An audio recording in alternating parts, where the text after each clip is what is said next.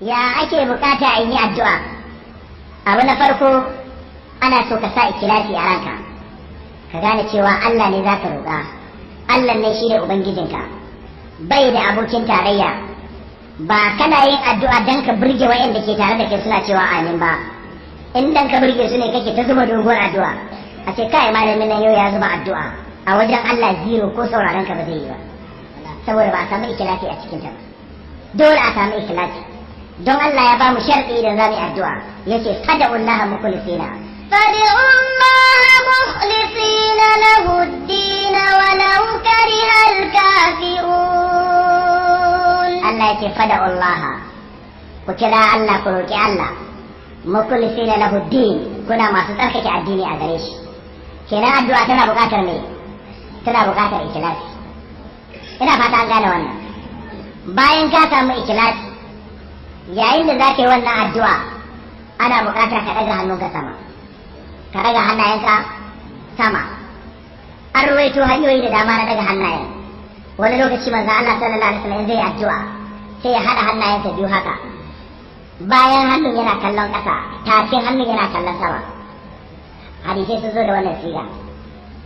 Wani lokaci yakan yi haka, tafukan hannayen suna kallon fuskarsa, bayan hannun kuma yana kallon alƙibla. Idan ya fuskanci alƙibla yake yin addu'a. An gane wannan? Kai wani lokaci annabi yakan ɗaga yana guda ɗaya ma idan zai addu'a. Duka waɗannan sigogi sun zo a hadisai na manzon Allah sallallahu alaihi wasallam. Amma ana so ka ɗaga hannu. Me yasa ake so ka ɗaga hannu? Manzon Allah sallallahu alaihi wasallam ya ce inna Allah ta'ala hayyun karimun yastahi min abdihi idza rafa'a ilayhi yadayhi an yaruddahuma sifra. Allah mai jin kunya ne, mai karanci ne, yana jin kunya bawan sai ya daga hannu ya roƙe shi sannan ya sauke ba tare da ya ansa mashi ba. Shi yasa an ruwaito daga sama da sahabban annabi guda 40, sama da sahabi guda 40 aka ruwaito cewa annabi in zai addu'a yakan yi ne, yakan daga hannayensa sama. To in ya gama addu'a ya yake da hannu, shafawa yake a fuska ko sauke su kawai yake? An samu hadisai da suka nuna annabi yana shafawa a fuska, amma duk hadisan babu wanda yake labari, duka hadisan da ifai ne. Malumar hadisi wato sun kwankwashe hadisan, ba su kai labari ba. Bisa wannan wasu maluma suka ce tun da bai inganta ba, idan kai addu'a kawai ka gama an riga an gama, sai kawai ka sauke hannunka ba sai ka shafa ba. Wasu kuma suka ce to ban samu hadisi ingantacce ba, bari in makalewa mai rauni.